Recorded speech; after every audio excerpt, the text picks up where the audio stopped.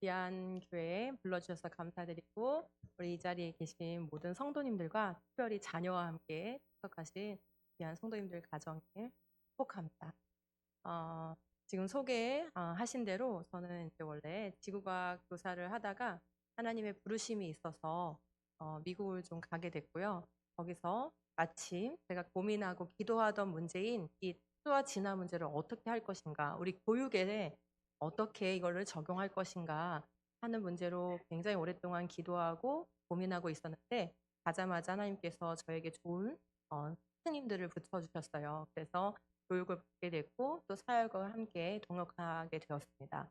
그러는 가운데 하나님께서 한국으로 언제 돌아가더라도 학교를 사직을 하고 그리고 이 교회들을 다니면서 창조를 증거하는 일을 하라고 말씀하시기 시작하셨습니다.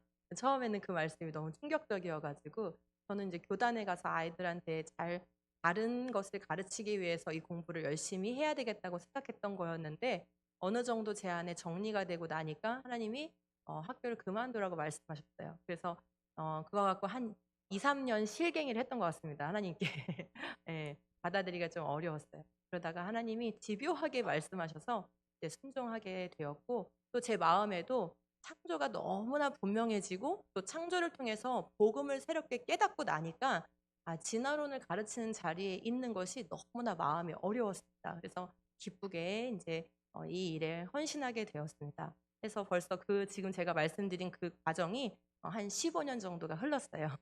네, 그렇게 흘러서 지금은 여러 가지 콘텐츠들이 마련되었고 우리 교회 학교들을 다니면서 초등부, 중고등부, 또 청년부, 또 이렇게 성인 교육을 할 수 있는 모든 자료들이 마련되었고 또 올여름에는 유치부 콘텐츠까지 개발되었습니다. 그래서 창조신앙 교육을 한국 교회에서 마음껏 할 수 있는 그런 이제 준비를 해왔고 또 실제로 그렇게 현장에서 사역을 하고 있습니다. 그런 가운데 우리 가락동 교회에 이렇게 만나 뵙게 돼서 너무 반갑습니다. 우리의 모든 생각의 중심은 누구십니까? 예수 그리스도시죠. 예, 하나님께서는 우리에게 하나님의 자녀로 이렇게 불러주셨을 때 무엇을 명령하시냐면 마음과 힘을 다해서 뜻을 다해서 하나님을 사랑할 것을 명령하십니다. 이거는 권고사항이 아니에요. 명령입니다. 그럼 우리가 어떻게 하는 것이 마음을 다하고 힘을 다하고 뜻을 다하여 하나님을 사랑하는 것인가라고 생각해 봤을 때 우리가 예수 그리스도를 중심하여 내 삶이 다 바뀌어야 되는 거예요. 근데 그 바뀔 때 내가 열심 내는 일도 이게 예수님을 위한 일인가? 힘을 다하여 사랑해야 되니까. 그렇죠? 마음을 다하여 사랑해야 되니까 내 감정과 내 정서와 내 마음 안에 들어있는 그 수많은 것들이 예수님과 어울리는 것인가 또 다 생각해 봐야 되는. 뜻을 다하여 하나님을 사랑해야 하는 것이니까 예수님을 위하여 내 인생이 초점 맞춰져서 내 모든 인생의 꿈과 비전이 예수님을 위하여 놓여져 있는가, 그렇게 살아가고 있는가, 이걸 살펴봐야 되는 것입니다. 끊임없이 크리스찬의 삶은 그렇게 매일매일 우리 하나님 앞에 나아갈 때까지 그 고민을 계속 하면서 기도하면서 나아가야 할 줄 믿습니다.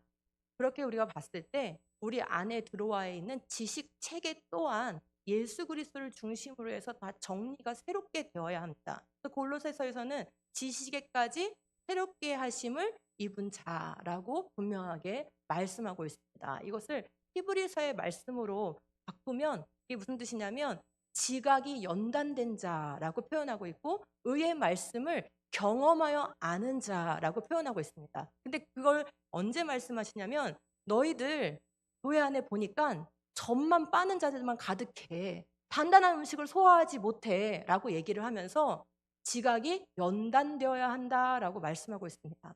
오늘 우리 한국교회가 정말 지금까지 열심으로 주님을 섬겨왔고 교회를 세워왔지만 약간 부족한 면이 있다면 그건 바로 의의 말씀을 경험하지 못하고 지각이 하나님의 말씀으로 예수 그리스도 중심으로 연단되지 못하고 지식에까지 새롭게 하심을 입는 일에 너무 게을렀다는 것입니다. 그러므로 말미암아서 우리가 다음 세대를 하나님의 말씀으로 세우는 일에 좀 연약한 부분들이 있어요. 우리 현실을 인정을 해야 합니다. 인정할 때, 직시할 때 우리가 어떻게 해야 이 한국교회를, 우리 교회를, 그리고 우리의 자녀들을 믿음으로 세워갈 수 있을지에 대한 분명한 그런 통찰이 주어질 줄 믿습니다. 오늘은 그 주제들 중에서 좀 가장 첫 번째로 다룰 만한 그런 주제인데, 우리의 조상에 대한 문제를 좀 살펴보도록 하겠습니다. 결국 우리의 첫 조상이 누구인가 하는 문제는 조상이 아담이냐 아니면 오스트랄로피테쿠스냐 이 말하고 같은 말입니다. 먼저 제가 이제 몇 가지로 챕터를 나눠서 설명드릴 건데, 우리 아이들이 교과서에서 뭘 배우고 있는지를 먼저 보여드리도록 하겠습니다. 교과서를 열심히 공부하고 공부를 잘할수록 우리 아이들은 머릿속에 나의 시작을 어떻게 인식하게 될까? 고등학교 1학년 교과서 중심으로 한번 말씀드려 볼게요. 지금 한원 반응, 전혀 진화론과 상관이 없는 단원이죠. 근데 요즘 교과서는 진화론과 상관없는 단원에서 진화론이 나와요. 하면서 뭐라고 하고 있냐면은 최초의 생명체가 뭘 통해서 나타났대요? 다양한 물질 사이에 끊임없이 화학 반응이 일어나서 최초의 생명체가 생겼대요. 그러면 이제 공부를 열심히 하고 중고등학교 과정을 잘 마친 대학생에게 질문을 하는 거예요. 생명은 어떻게 생긴 거죠? 라고 질문하면 뭐라고 대답해야 정상이에요? 학교 교육을 잘 받은 친구는 생명은 물질의 화학 반응으로 생긴 거예요 라고 답을 하겠죠? 네, 이건 철저히 유물론에 입각한 생명 교육을 하고 있는 것입니다. 우리 다음 세대에게 넣어주는 생명관, 이건 과학적 사실이 아니에요. 생명이 물질의 반응을 통해서 생겨난 것을 관찰한 적도 실험한 적도 없습니다. 그러므로 검증된 사실이 아니에요. 그럼 이렇게 가르치면 이거는 뭘 가르치는 거냐면 생명에 대한 관점을 가르치는 거예요. 생명에 대한 사실을 가르치는 게 아니라 관점을 교육하고 있는 건데, 그 관점이 무슨 관점이라고요? 유물론적 관점을 가르치고 있는 거예요. 괜찮으세요? 괜찮으세요? 유물론적 관점을 가르치는 게 괜찮으세요? 안 괜찮죠. 예, 우리가 이런 사실을 딱 직시하면 알러지 반응이 일어나요. 큰일 났구나. 우리 자녀가 유물론적 관점을 주입받고 있구나. 그것도 장시간 동안. 깜짝 놀래야지. 맞아요. 그다음에 또 같은 학년의 교과서인데 몇 장을 넘기면 또 이렇게 나와요. 유전 정보, DNA를 가르치는 단원인데 DNA 잘 가르쳐 놓고 나서 맨 마지막 문장에 딱 이렇게 정리해 주는 거예요. 이것은 지구의 유전 암호 체계를 이용하는 최초의 생명체가 등장한 이유. 자, 앞에서 뭐라 그랬어요? 최초의 생명체는 화학 반응으로 만들어진다고 말했죠? 근데 그 뒷단원에서 그 최초의 생명체가 우리의 첫 조상인데, 그 최초의 생명체로부터 계속 DNA 복제 해가지고 다양한 생물로 진화해 왔다는 게 바로 모든 생물들이 가지고 있는 세포 안에 DNA가 있다라는 거야 라고 얘기를 해주는 거예요. 딱 이 얘기를 들으면 우리 대부분의 학생들은 어떻게 생각할까요? 그렇구나. 아메바에도 DNA가 있고 고등어에도 DNA가 있고 원숭이에도 DNA가 있고 인간에도 DNA가 있으니까 같은 조상에서 나왔기 때문에 같은 정보 시스템을 갖고 있나 보다라고 설득될 가능성이 높아요. 그렇죠? 예, 누가 이렇게 딱 손들고 선생님 그 논리가 좀 이상한 것 같습니다 라고 질문할 만한 학생이 한국사엔 많지가 않아요. 여러분 어떻게 반박해 주시겠습니까? 이런 교과서를 배우고 있는데 말이죠. 예. 그 다음에 또 몇 페이지를 넘기면 다음 단원에서 진화론을 이제 본격적으로 등장시켜서 가르치는데, 우리가 늘 학교에서 배웠던 그 자연 선택과 적자 생존의 원리를 가르치면서 진화론에 대한 정의가 나오는데, 이 정의는 우리가 배울 때하고 달라졌어요. 그러니까 진화론은 항상 진화를 하고 있거든요. 왜냐하면 진화가 사실이 아니기 때문에 뭔가 현상을 관찰하면서 자신들의 이론을 자꾸 바꿔야지만 돼요. 그래서 지금 우리가 진화론, 자연 선택을 통해서 진화가 되고 있는 게 관찰되지 않기 때문에 이 사람들은 자연 선택만으로 진화를 입증하는 데 실패한 거죠, 한마디로. 그래서 진화의 정의를 어떻게 바꿨냐면, 이처럼 생물이 여러 세대를 거치면서 환경에 뭐 하는 걸 진화래요? 적응해서 변화하는 걸 진화라고 말하고 있어요. 그러면 이렇게 언어적 정의가 이 머릿속에 장착된 우리 아이들이라면 논리적 사고가 이미 어떻게 되는 거예요? 적응하는 현상이 뭐구나? 진화구나라고 생각하겠죠? 그러면 우리 친구들에게 여러분 지금 날씨가 더워지고 있는데 여러분 적응하고 있습니까? 이렇게 물어보면 네, 적응하고 있어요. 땅구멍도 넓어지고 있고요. 땀이 많아졌어요. 이렇게 얘기하면 그 친구들은 마음속에서 이미 어떤 생각을 하고 있을 수 있어요? 내가 적응하고 있으니까 뭐 하고 있는 중이다? 진화하고 있는 줄 언어적 논리로는 그렇게 매겨지는 거예요. 그래서 언어를 선점당하는 것은 굉장히 우리 사고치기 중요하죠. 예, 그래서 정말 적응하면 진화가 일어나는 거 이것도 반박을 해줘야 되는 것입니다. 아이들 머릿속에 그냥 이 사고가 그냥 굳도록 놔둬서는 안 되는 것이죠. 또 몇 장 넘어가는 거예요. 지금 다 한 교과서예요, 여러분. 진화론은 한 단원에서만 배우는 게 아니라 이렇게 계속 챕터를 넘어가면서 진화론을 배워왔어요. 자, 성캄브리아 시대를 이제 지지 시대를 끄집어내면서 바로 아까 그 최초의 생명체가 바로 성캄브리아에 만들어진 거야 라고 얘기하고 수십억 년의 진화의 과정을 거쳐서 다양한 생물들이 나오다가 결국 누구를 건드릴까요? 이게 목적이죠. 인간이 진화의 산물이라는 걸 말해주는 게 목적이에요. 그래서 뭐라고 서술하고 있냐면 지구에 현생 인류가 출현한 것은 20만 년 전으로 전체 지구의 역사에서 보면 인간이 출현하여 살고 있는 기간은 매우 짧다. 여러분, 이런 문장이 주는 이 세계관적 의미가 굉장히 큽니다. 뭘까요? 인간, 너가 이 지구에서 대단한 존재인 줄 알았지? 특별한 존재인 줄 알았지? 그렇지 않아. 사실은 우리보다 수억 년 동안 먼저 살았던 생물들이 있어. 그것들이 우리의 조상인 거고 우린 겨우 20만 년 전부터 살기 시작했기 때문에 이 지구의 역사에 인간이 영향을 미친 건 그닥 많지 않아. 이런 함축이 되어 있는 겁니다. 그 다음에 또 더불어서 여기서 조금 더 나가면은 좀 극단적인 이제 진화론자들의 의견들이 이제 들어올 수가 있어요. 그게 뭐냐면 가만 보니까 인간 종이라고 불러요. 인간이란 종은 이 자연을 자꾸 훼손해, 오염시켜. 가만 보니까 인간만 없어지면 지구는 다양한 생물들이 더 행복하게 살 수 있는 것 같아 라는 그런 견해가 들어와요. 인간만 없어지면. 차라리 인간이 멸종되는 게 더 낫다라는 거예요. 그러면서 자꾸 무슨 주의를 이렇게 유포하죠? 비건주의 이런 것들을 유포해요. 뭐 야채 먹으면 좋은 거 아니에요? 라고 생각할 수 있지만 그런 걸 주장하는 사람들의 사상적 배경에는 이런 인간을 진화적 산물로 보고 또 인간을 이 지구에서 지구를 해치는 존재로 좀 그런 사악한 존재로 보는 그러한 견해가 반영된 것이에요. 자, 과학책에만 진화론이 나오는 게 아니죠. 중학교 올라가자마자 배우는 역사 교과서에는 이렇게 떡하니 우리의 첫 번째 조상이 누구라고 소개하고 있습니까? 오스트랄로피테쿠스 아파렌시스라고 이렇게 소개하고 있어요. 이게 중학교 첫 단원에서 배우는 진화의 역사예요. 그러면 이렇게 배우다 보면 우리 아이들은 유치부 때 또 초등부 때 주일학교 다 다녔더라도 중학교 때부터 본격적인 이런 진화론 교육을 받다 보면 도대체 우리의 조상이 누군가 하는 논리적 질문이 생겨날 수 있어요. 이미 초등학교 저학년 때부터 이런 질문은 생겨납니다. 그런데 교회에서 적절한 대답을 해주지 않으면 어떻게 될까요? 여러분 어떨 것 같으세요? 우리 아이들하고 캠프를 해보잖아요. 그러면 첫 번째 한 강의 정도 들을 때는 별 질문을 안 해요. 2강의, 3강의 이렇게 강의를 몇 번 이렇게 시리즈로 듣다 보면 그동안 자기들이 학교 다니면서 궁금했던 질문들이 다시 다 떠올라요. 그러니까 없어진 게 아니라 대답을 못 드리니까 잠재워져 있던 거예요. 그런 질문이 다시 다 떠올라요. 그래서 포스트잇에다가 써가지고 궁금한 질문은 벽에다 붙여놓으라고 하면은 끝나는 날 캠프 그래봤자 2, 3일 하는데 끝나는 날이면은 그 벽이 그 질문으로 다 찹니다. 그 정도로 우리 아이들은 진화와 창조에 관련해서 그리고 근본적으로 성경에 대하여서 많은 질문을 갖고 있어요. 근데 이런 것에 대해서 명확한 대답을 해주지 않으면 어떤 현상이 일어나냐면 적절히 자기가 원하는 부분만큼 섞어서 믿어요. 누군가는 빛이 있으라 할 때 그 빛이 빅뱅이라고 생각하는 거예요. 네. 누군가는 첫째 날, 둘째 날, 셋째 날 때 그 날이 수억 년이라고 생각하는 거예요.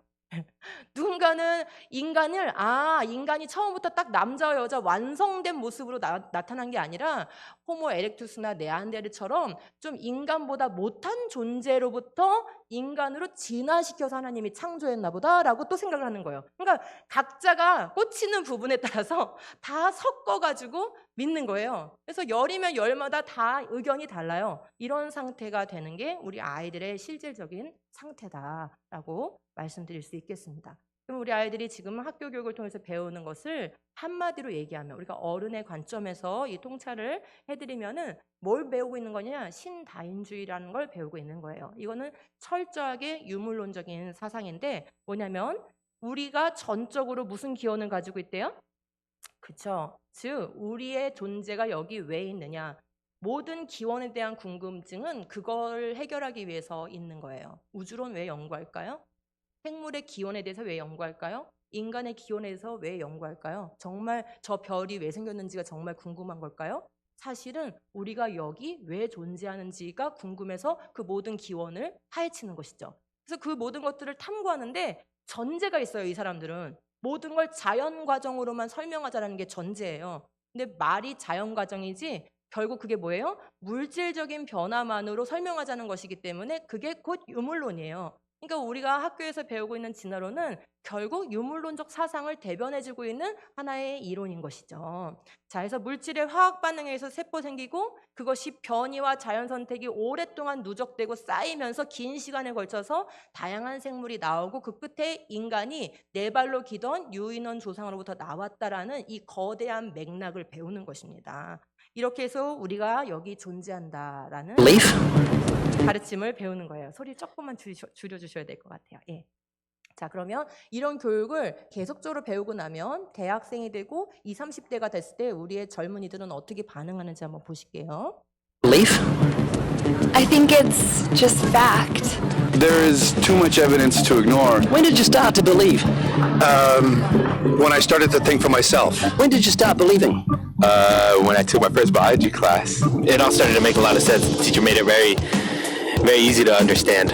I generally trust the scientific community. Makes more sense than any religion or anything. I believe in science. What's your major here at this university? Biology. What's your major? Geology. Chemistry? Biochemistry. Environmental science and policy. I'm a physicist. Biochemistry. Okay, do you believe in evolution? Yes, I do. You believe in evolution? Yes. Are you a strong believer? Yes. Are you a strong believer? Yep. Yes. Absolutely. 네, 보셨죠? 지금 이 영상은 미국의 이제 캘리포니아에 있는 UCLA나 USC 같은 유수한 대학들에서 인터뷰를 한 거예요. 근데 우리나라의 서울대, 고대, 연대에 가서 인터뷰해도 결과 어떨 것 같으세요? 매우 유사할 것 같으시죠? 예, 특별히 공부를 열심히 한 친구들일수록 과학계, 학문계를 신뢰하는 그 신뢰도가 높을 수밖에 없고 또 과학 시간에 역사 시간에 배운 그 지식에 훨씬 또 영향을 많이 받을 수밖에 없는 게 현실이에요. 자, 그러면 초등학교 4학년 국어교과서를 한번 봐볼게요. 우리 아이들의 진화론 교육이 어디까지, 어느 수준까지 지금 건드리고 있는 건가? 예, 한번 봐보겠습니다. 제가 이거는 지난 8년 동안 이미 가르친 교과서고요. 그래서 지금 초등학교 5학년부터 고등학교 2학년은 이 교과서를 배웠습니다. 근데 이 교과서가 실려있는 단어는 낱말의 뜻을 사전에서 찾으며 그릴기라는 단원에 실려있는 글이에요. 그럼 여러분 그냥 우리가 딱 생각해 봤을 때 초등학교 4학년 아이가 이 글을 한 번만 읽고 지나갔겠습니까? 낱말의 뜻을 사전에서 찾으며 글을 읽어야 되는 거예요. 모르는 단어가 나오면 사전에서 찾고 그래서 다시 문맥을 이해하고 이렇게 문맥을 이해하기 위한 단원에 들어있는 글이기 때문에 우리 아이들이 매우 곱씹어서 학교에서도 여러 번 반복해서 읽었고 학원에 가서도 또 공부했을 거라는 생각이 듭니다. 그런데 글씨가 잘기 때문에 제가 몇 가지 문장만 확대해 볼게요. 인간은 종종 자신을 동물과 다르다고 생각합니다. 특별하다고 여기지요. 이거 우리 주일학교에서 가르치는 거 아닙니까? 넌 특별해. 왜? 하나님의 형상이니까. 이게 가르치는 거잖아요. 그런데 여기서 뭐라 하냐면 우리가 사는 지구도 마치 인간을 위해 생겨난 것처럼 잘못 생각할 수도 있고요. 이래요. 지구가 인간을 위해 존재한다는 생각은 틀린 생각이라고 지금 말하고 있는 거예요. 자, 그 다음에 다른 문장. 인간은 지구에서 아주 짧은 시간을 살아온 셈이에요. 아까 고등학교 교과서에서 본 문장을 초등학교에서는 이렇게 초등화한 거예요. 그에 비하면 바퀴벌레, 까치, 돼지는 인간보다 훨씬 오랫동안 지구촌 뭘로 살았대요?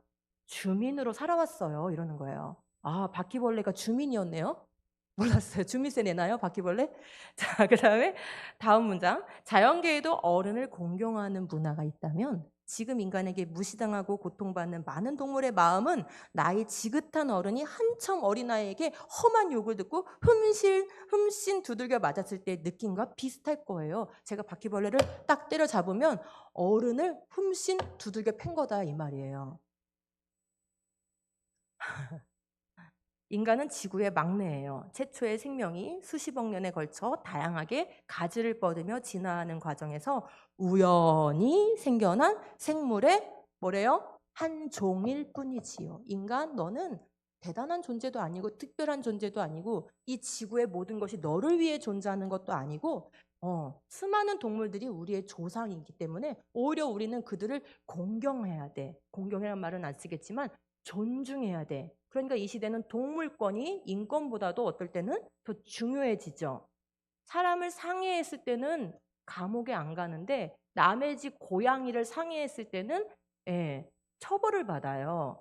동물권이 인권보다도 높아져 있는 시대를 살고 있는 게 지금 현실이거든요. 그러니까 이런 교과서의 문장이 그냥 하나의 문장으로 있는 게 아니라 실현된 사회에 우리가 지금 살고 있다는 게 큰 문제인 거죠. 그래서 가만히 보면은 뭘 부정하고 있습니까? 인간이 하나님의 형상인 것을 부정하고 있고 인간이 이 우주 만물을 통치하도록 다스리도록 대리축 통치자로 청지기로 부름받은 존재라는 것을 부정하고 있어요. 지구의 역사를 왜곡해서 바퀴벌레 같은 그런 동물들을 우리가 존중해야 될 대상인 것처럼 왜곡시키고 있어요. 그러니까 결국 진화적인 생물관을 주입하고 있는 것이에요. 동물이 공경할 대상이 되고 왜곡된 관점이 이렇게 주입되고 인간을 상대적으로 모한 존재로 보고 있어요. 그 동물들을 함부로 대하는 매우 포악한 그런 존재인 것처럼 마치 인간 자신이 굉장히 나쁜 존재인 것처럼 자기 혐오를 하게 만들고 있어요.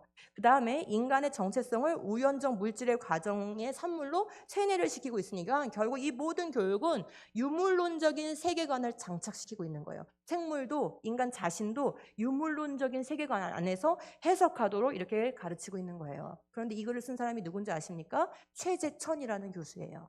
근데 이 사람이 쓴 책들이 이 사람의 검수를 받은 동화책들이 학교 도서관에 한번 가보세요. 즐비합니다. 그리고 많이 영상에 나오고 또 교육 프로그램에 많이 나와요. 너무나 이 한국 사회에 영향력을 많이 끼치고 있어요. 그런데 이런 생각들은 과거부터 무신론 진화론자들이 줄기차게 주장해온 내용이고 그것이 그들만의 주장이 아니라 이제는 시간이 30년, 50년 흘러가지고 초등학교 교과서에 들어있는 이런 상황인 거예요. 우리 아이들이 아직 가치관도 명확하게 확립되지 않은 10살, 11살밖에 되지 않은 그 아이들에게 이런 글들을 반복적으로 읽혔다라고 생각했을 때 너무나 소름이 돋는 일인 것이죠.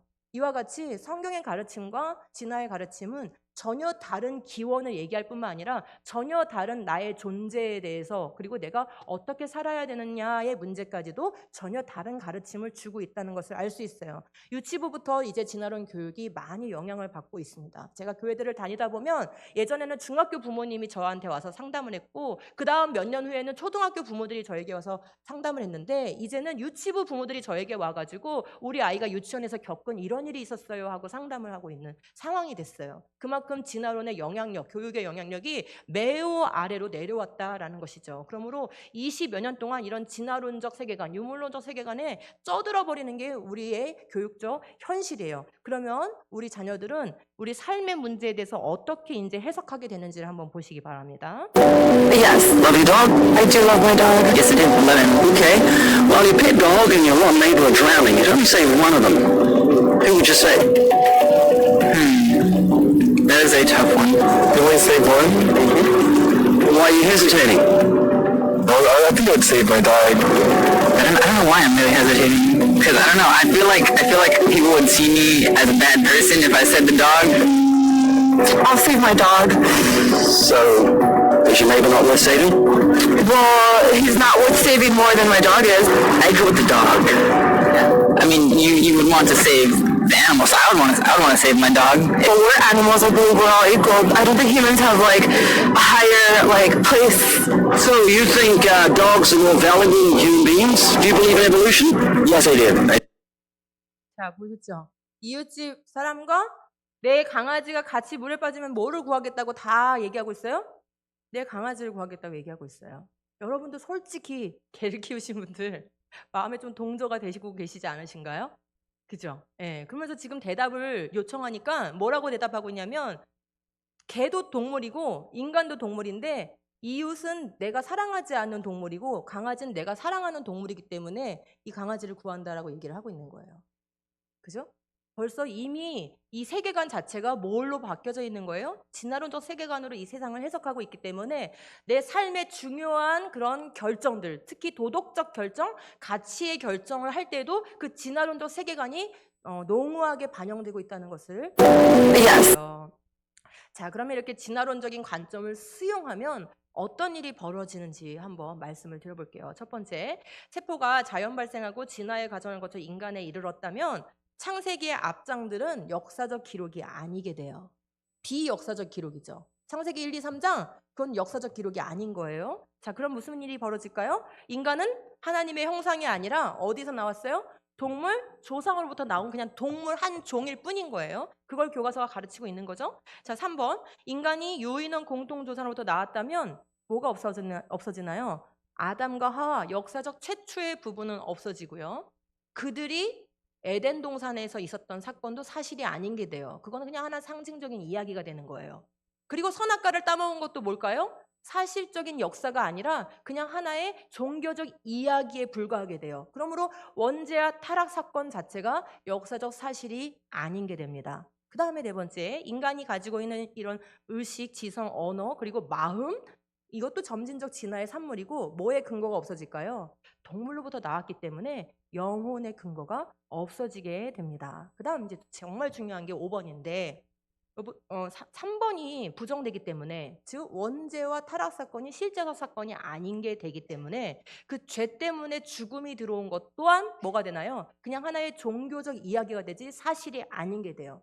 즉 죽음은 죄의 결과가 아닌 게 돼요. 자, 여러분이 이 5가지가 진화적 관점을 수용하면 생기는 변화예요. 그러면 진화적 관점을 수용해도 우리가 성경을 지킬 수 있다고 생각하십니까?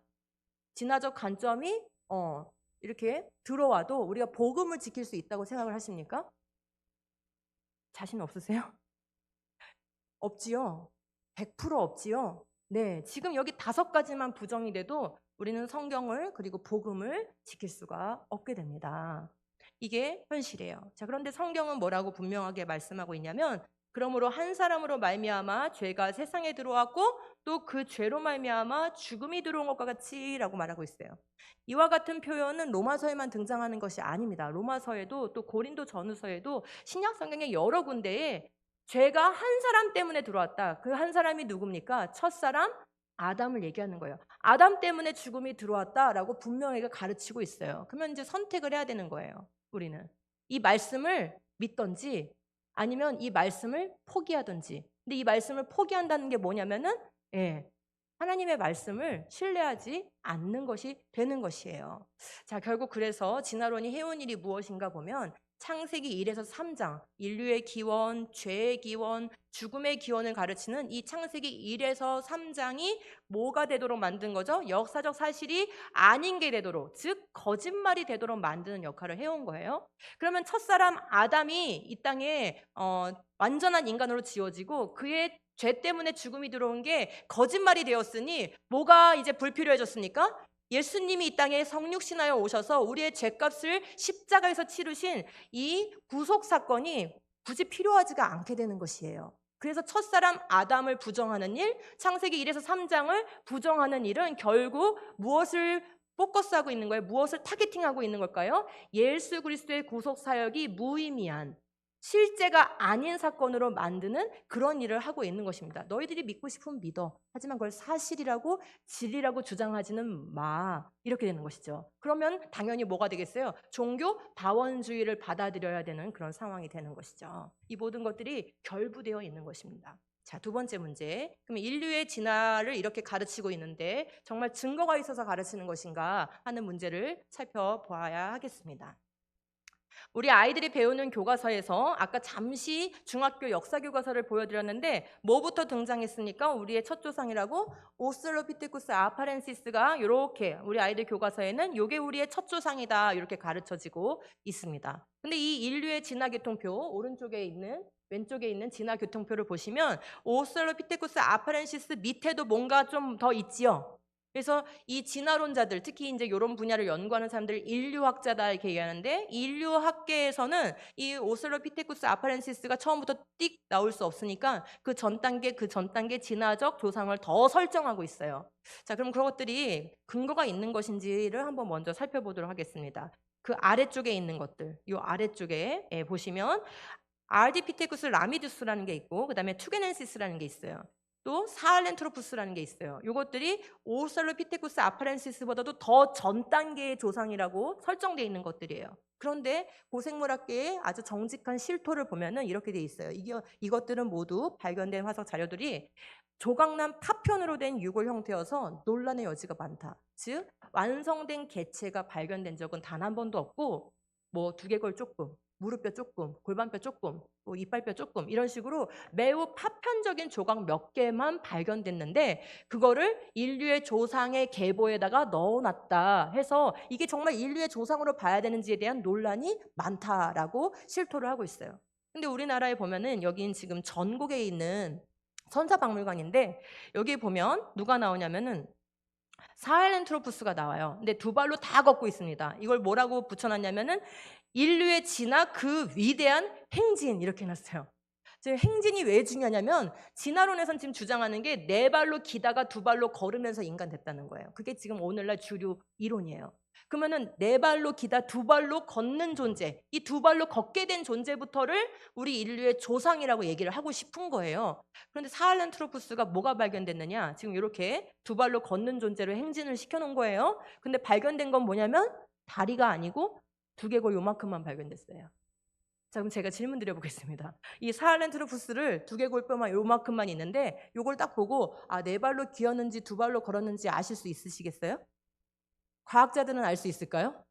안 되겠죠? 과학자들이라서 무슨 신비한 능력을 갖고 있는 게 아닙니다. 자료는 이거밖에 없는 거예요. 그래서 브리스 시누는 뭐라고 얘기하고 있냐면은 사헬렌트로푸스는 이족 보행을 하지 않았으며 유인한 중 하나다. 많은 특징이 침팬지, 고릴라 등 둘 다와 연결되어 있고 사람족과는 관련이 없다라고 분명하게 말을 하고 있는 거예요. 그러니까 증거가 매우 부실한데도 믿음으로 두 발로 세워놓고 행진을 시켜놓고 있는 것임을 알 수 있어요.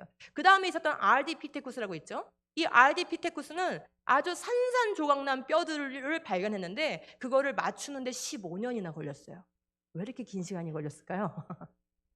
너무나 이 부서진 상태가 너무나 심각했기 때문에 맞추기가 너무 어려운 거예요. 근데 그림은 또 이렇게 두 발로 또 버젓이 이렇게 세워놓은 거예요. 자, 뼈들을 볼까요? 그 발견돼서 복원시켰던 해에 사이언스지에 바로 이게 보도가 됐어요.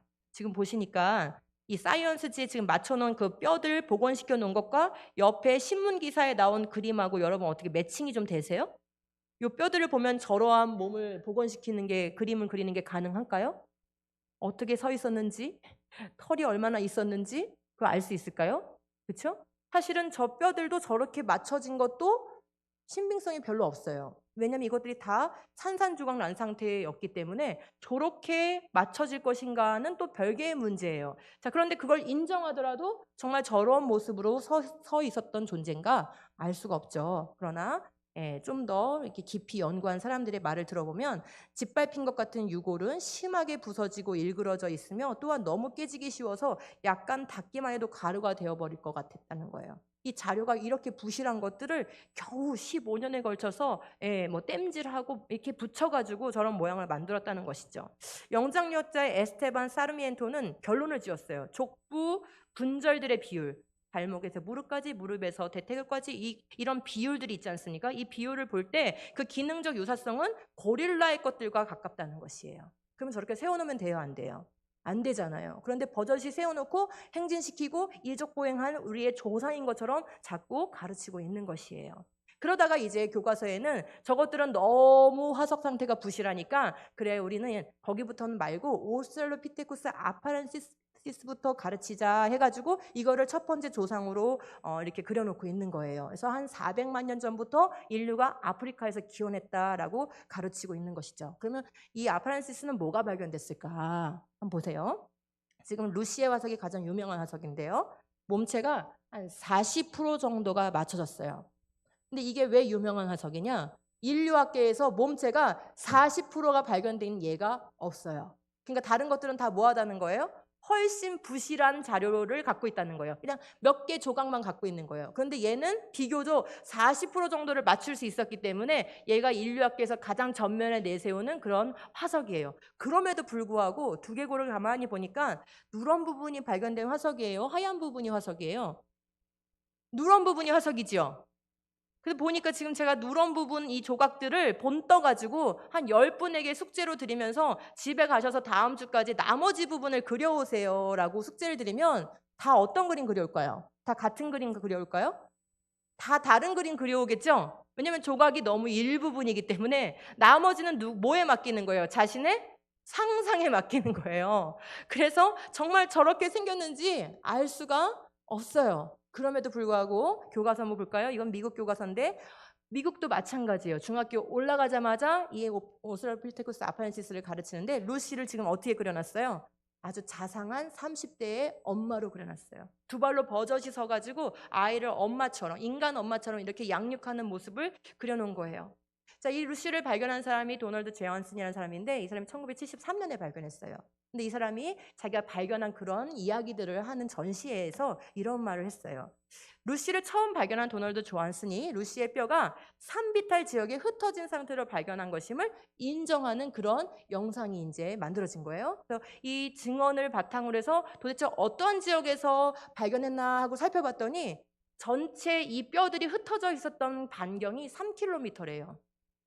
여러분들이 집에서 마트를 가고자 할 때 3km가 거의 안 되실걸요? 그죠? 3km면은 굉장히 넓은 반경이에요. 그 다음에 이 높이 차이는 60m가 나는 언덕 지역이었다고 해요. 그러니까 그렇게 언덕 넓은 지역에서 수년에 걸쳐서 흙을 긁어 모으는 거지요. 그 다음에 흙을 털어요. 그럼 뭔가 뼈 조각이 남겠죠. 그 조각들 남은 거를 이렇게 맞춰보고 저렇게 맞춰보고 저렇게 맞춰서 저 몸체를 완성을 시킨 거예요. 그러면 이 뼈들이 한 개체의 것이다라고 보증할 수 있을까요? 예, 굉장히 어렵지요. 한 개체의 것이라 보기가 어려워요. 근데도 이게 마치 루시 한 개체가 가만히 누워있는 걸 발견한 것 같은 그런 인상을 준단 말이죠. 더군다나 이렇게 뼈 화석과 더불어서 무엇을 전시합니까? 버젓이 두 발로 걷는 모습을 교과서에 그려놓고 박물관에 전시하고 있어요. 그럼 더 많은 왜곡이 생기는 거예요. 지금 이것도 한 개체의 것이라는 게 의심스러운 상황인데 지금 이렇게 복원을 시키면 아주 많은 왜곡이 일어나는 것이죠. 여러분 한번 맞춰보시겠어요? 화석에는 없는데 전시물에 있는 거. 그러니까 화석에는 아예 없어. 아예. 뭐 반쪽도 없어요. 근데 전시물에는 버젓이 있는 거를 한번 찾아보세요. 이게 초등학교 저학년일수록 잘 맞춰요. 네, 말씀하신 것 같아요. 크게 말씀해 보세요. 예, 털도 진짜 화석에는 없어요. 그리고 다 썩어서 없어진 거기 때문에 털이 어떻게 달린 생물인지 알 수 없죠. 또 그죠? 말씀을 이제 하셨는데 여기 보세요. 발은 아예 없어요. 발목뼈는 그래도 한쪽이라도 있잖아요. 근데 발은 아예 존재하지 않아요. 그런데 발을 버젓이 누구 발처럼 그렸습니까? 사람 발로 그려놨죠. 그럼 왜 사람 발로 그리는 걸까요? 지금 진화론자들 마음속에는 이미 루시가 뭐 하고 있어요? 두 발로 걷고 있는 게 믿어지는 거예요. 그런데 보지도 않고 믿는 거예요. 믿음은 보지 않는 것들의 실상이잖아요. 그죠? 보지 않고 믿는 거예요. 근데 두 발로 걸었으니 이 존재는 반드시 인간 같은 발을 가졌겠거니. 왜요? 인간이 두 발로 걷는데 발의 모양은 매우 중요하거든요.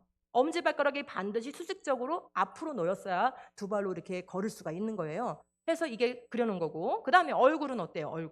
얼굴은 두 개가 몇 조각밖에 없는데 얼굴을 완전히 복원시켰죠? 더 자세히 들여다보면 여러분 눈알이 있습니까? 없습니까?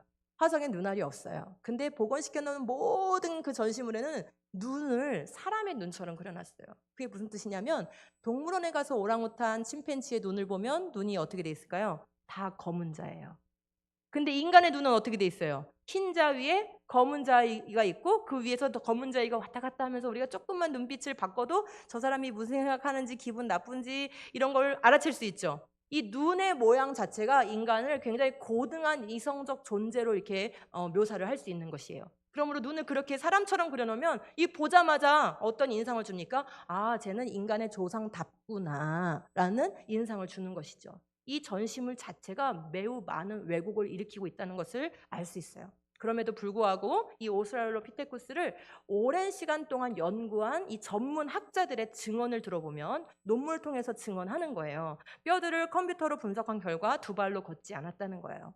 오랑우탄과 유사한 동물이라고 말하고 있어요. 주커먼이라는 진화 해부학자는 15년간 면밀히 연구한 결과 오스트랄로피테쿠스는 뭐래요? 원숭이 종류라고 얘기를 하고 있어요.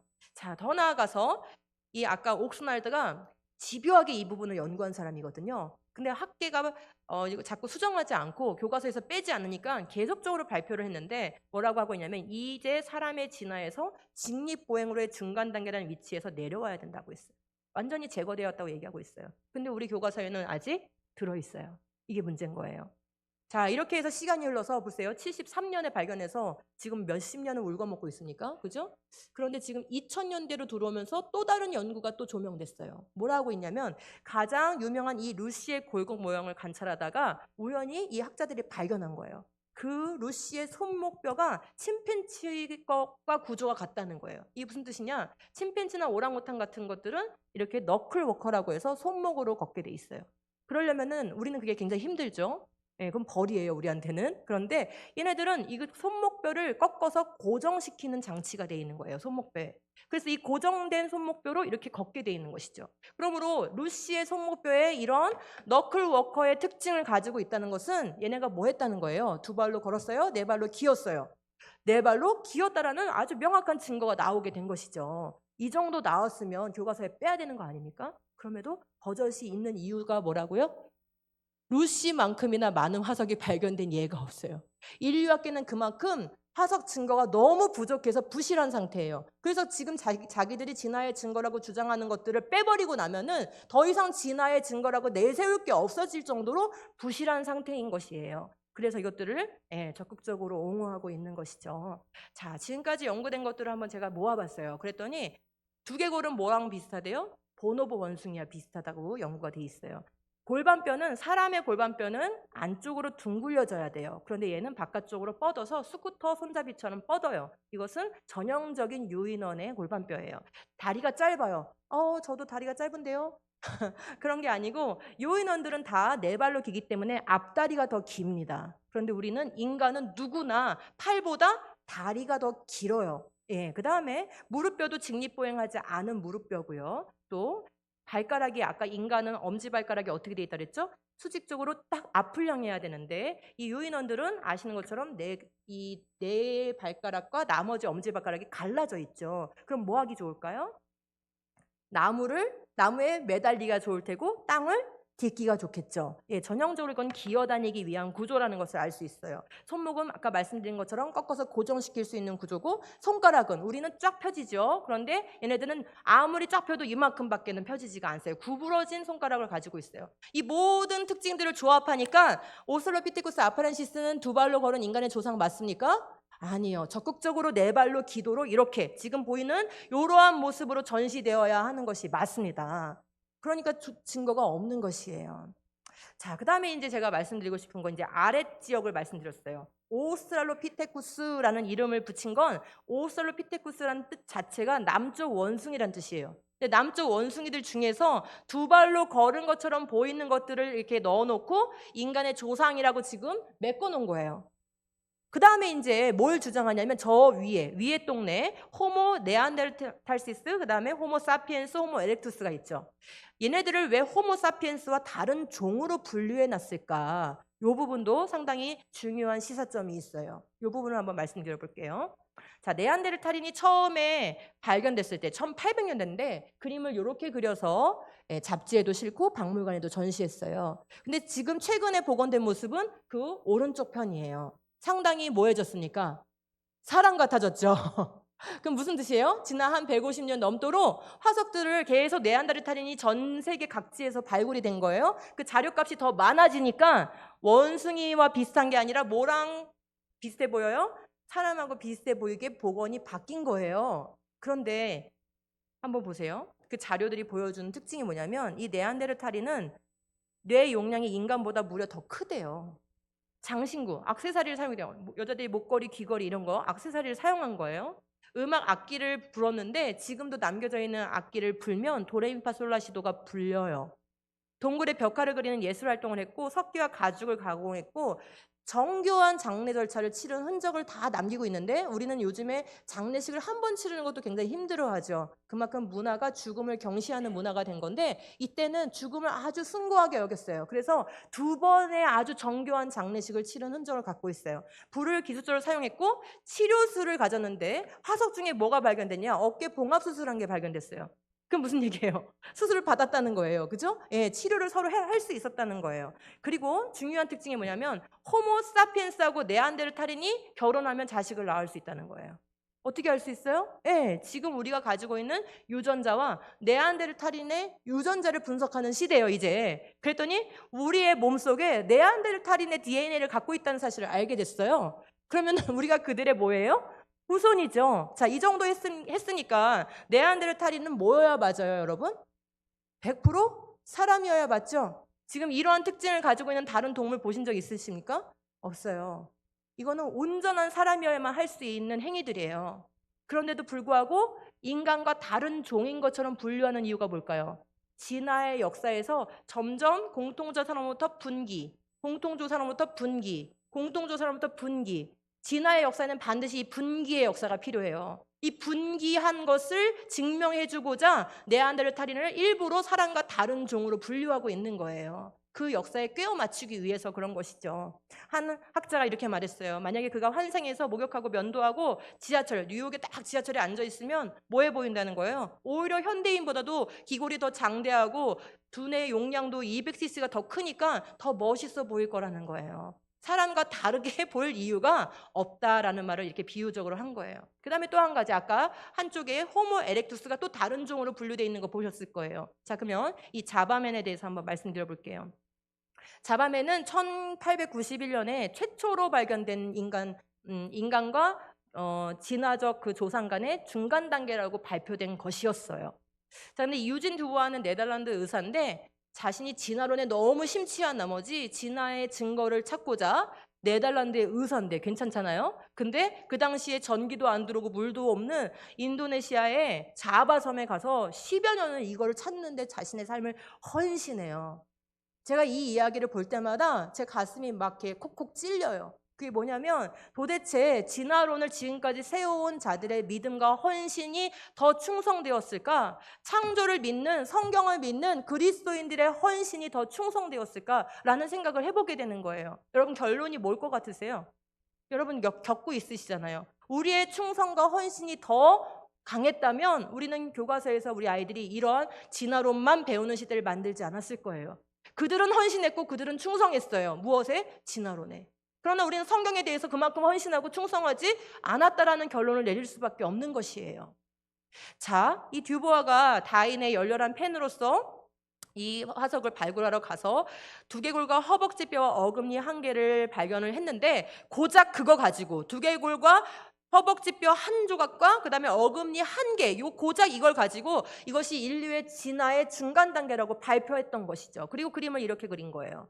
원숭이도 닮고 인간도 닮은 그런 진화의 중간으로 보이게끔 그렸던 것이죠. 그러나 자료값이 모아지고 100여 년이 흘러서 어떻게 됐을까요? 이게 보곤도예요. 오셀라 비엔나에 전시된 요 호모 에렉투스의 보곤도를 보면 상당히 뭐해졌어요? 또 인간다워졌죠. 왜냐? 자료들이 이런 거예요. 끈과 매듭 만들기 목공을 할 수 있었고 석기와 뼈 도구를 제조했고 통제되게 불을 사용했고 물고기를 잡았을 뿐만 아니라 가공을 했고 조직적인 사회생활, 즉 직업을 위한 그런 장소들을 가지고 있었다는 거예요. 예술을 했고 대형 사냥을 하면서 가공을 했고 가죽을 이용한 의류를 개발했고 섬유와 수지를 개발했고 가족 구조를 이렇게 가지고 있었는데 사회복지, 노인이나 노약자를 보호하는 시스템을 가지고 있었다는 거예요. 여러분, 이런 거 할 수 있는 존재 누구밖에 없어요? 예, 이건 100% 그냥 사람이에요. 그런데도 또 역시 뭐 하고 있어요? 다른 종인 것처럼 분류하고 있어요. 이렇게 해서 진화론에 증거 없는 그 진화 계통표를 어떻게든 메워서 진화론이 뭔가 증거가 있는 것처럼 보이고 있는 것이죠. 자, 그러나 이제는 빼박이에요. 왜냐하면 DNA를 조사할 수 있는 시대가 돼버린 거예요. 그리고 이 네안데르탈인이나 호모 에렉투스는 그렇게 오래전에 살았던 인류가 아닌 거예요. 오래전에 살았으면 DNA 자체가 분석이 안 됩니다. 근데 그들의 뼈에서 뭐가 추출돼요? DNA가 추출되고 있어요. 그래서 오늘날 현대인과 비교를 할 수가 있는 거예요. 해봤더니 어떤 결과가 나왔냐? 네안데르탈인과 데니소바인 모두 현생 인류는 우리를 말하는 겁니다. 얼마큼 동일하대요? 99.7에서 100%가 동일하다는 거예요. 여러분, 우리끼리도 서로 굉장히 다르거든요. 0. 몇 프로 정도는 차이가 있어요. 우리끼리도. 그런데 지금 호모 에렉투스나 네안데르탈인과 우리 사이를 비교하니까 고작 한 0.3% 오차 범위밖에 없는 거예요. 그럼 뭐예요? 우리의 조상이고 우리와 동일한 인간이었다라는 것을 알 수 있어요. 이와 같이 진화론이 주장하고 있는 이 진화 계통표에서 근거 있는 것은 없다는 것을 알 수 있어요. 자, 여기서 가만히 보시면 이들이 조상이라고 여기는 조상, 그리고 조상이라고 여기는 그 자리들을 메꾸기 위해서 선들을 그려놨다는 것을 알 수 있어요. 왜냐면 그 사이를 연결해주는 중간 단계가 있어야 되기 때문이에요. 근데 그 선들에 다 뭐가 그려져 있어요? 보이세요? 뭐가 그려져 있어요? 물음표가 그려져 있죠? 왜 선들을 그려놓고 물음표 해놨을까요? 몇 조각 화석 발견하고 몇 조각 화석을 발견했는데 요 사이를 연결해주는 중간 단계가 있어요, 없어요? 없어요. 또 몇 조각 화석을 발견했는데 걔하고 얘 사이를 연결해주는 중간 단계는 또 없는 거예요. 그러면 연속적 중간 단계가 없으면 진화론은 가짜인 거예요. 그래서 결국 우리는 이렇게 동그라미를 매길 수 있어요. 우리가 가지고 있는 화석 자료는 이제 담대하게 여러분 말씀하시기 바래요. 여러분의 자녀들과 손주들에게 말씀하시기 바래요. 우리가 가지고 있는 화석 자료는 네 발로 기는 오랑우탄, 침팬지, 꼬리 없는 원숭이들의 화석 갖고 있다. 오케이. 그 다음에 뭘 갖고 있다? 그 중간이 있는 것이 아니라 두 발로 걸으면서 언어를 사용하고 문화생활을 했던 완벽한 인간의 화석을 가지고 있다. 그러나 둘 사이를 연결해주는 화석은 존재하지 않는다라는 것을 우리가 명확하게 가르칠 수 있어야 돼요. 자, 그래서 이 부분에 대해서 아주 날카롭게 지적한 과학자가 있는데 이렇게 말하고 있어요. 화석 기록은 유인원을 닮은 오셀로피테신과 즉 원숭이과와 인간을 닮은 호모속을 보여주긴 하는데 제가 지금 말씀드린 거랑 똑같은 내용이죠. 하지만 그 둘 사이를 연결해주는 전이 과정을 보여주는 화석은 없다는 거예요. 그럼 중간체가 없다면 우리에게 남는 것은 뭐뿐이에요? 추론뿐이에요. 저는 이 추론이란 말도 아까워요. 150년, 200년을 찾아서 여전히 추론 중이에요. 저는 이 추론을 상상이라고 바꿔야 된다고 생각하고 있어요. 상상뿐이에요. 진화가 맞다라는 믿음에 근거한 상상. 예. 그걸로 지금까지 이렇게 진화론을 유지하고 있는 것이죠. 자, 그러면 이제 우리 아이들이 이렇게 인류의 진화에 대해서 화석 자료, 부실한 화석 자료에 근거해서 왜곡된 지식을 배워오고 있는데요. 이제 역사 교과서 말고 과학 교과서에서는 어떻게 얘기하고 있냐면 자연 선택과 돌연 변이를 통해서 진화되고 있다라고 배우고 있어요. 이 부분을 좀 하나씩 정리를 해보도록 하겠습니다. 이 아이디어는 근본적으로 다윈의 아이디어입니다. 지금 여기 화면에 보시는 것처럼 모든 것들이 어디서 나왔다고 얘기하고 있어요? 모든 것들이 단 하나의 세포에서 나왔다고 얘기하고 있어요. 이 단 하나의 세포. 이것으로부터 모든 생물들이 수십억 년의 진화의 과정을 통해 나왔다고 얘기하니까 아까 제가 말씀드린 신다윈주의라는 이 이론에 입각하면 우리의 모든 조상은 누구예요? 이 첫 번째 세포. 이 단세포가 우리 모두의 조상이 돼버리는 것이에요. 이게 가르쳐지는 내용이죠. 이때 다윈이 주장한 그 진화의 메커니즘은 자연 선택이라는 것이었어요. 그럼 자연 선택이 과연 정말 생물의 종류를 바꾸는가? 물고기를 양서류로, 양서류를 파충류로 과연 바꿀 수 있는가? 우리가 좀 따져볼 필요가 있겠죠. 다윈이 주장한 것은 핀치새의 이 부리 모양을 보고 주장했어요. 부리의 모양이 섬마다 다르다는 거예요. 근데 그 이유를 뭐라고 생각했냐면은 먹이와 환경이 달라서 이 먹이와 환경에 따라서 부리 모양이 바뀌었다라고 생각했어요. 여러분 이 말이 맞는 말이에요? 틀린 말이에요?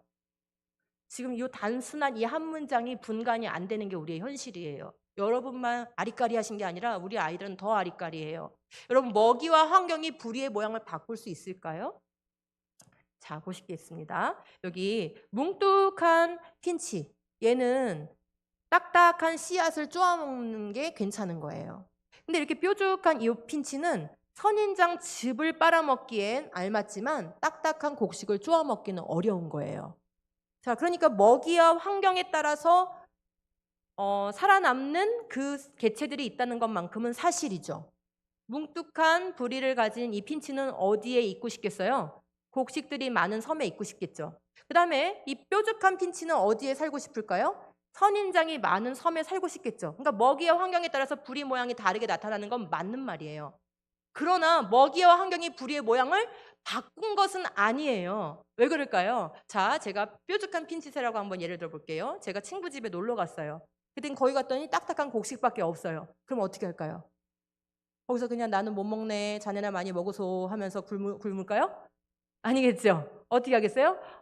난 내가 살기 좋은 쪽으로 이주를 해야 되겠어. 할 거 아니에요? 동물에겐 다 이주의 본능이 있습니다. 근데 옆에 섬에 갔더니 선인장이 많아요. 거기서 집을 빨아먹기 좋은 거예요. 그럼 거기에서 정착해서 살겠죠. 그럼 거기 살면서 새끼 많이 낳겠죠. 살다 보면 새끼가 많아지겠죠. 그럼 시간이 흘러서 보면 A 섬에는 뭐가 많고 뭉뚱한 핀치가 많고 B 섬에는 뭐가 많고 뾰족한 핀치가 많고 이렇게 되겠죠. 자, 그런데 만약에 선인장을 싹 말라 죽이는 전염병이 돌았다고 한번 가정해 볼게요. 그러면 어떻게 될까요?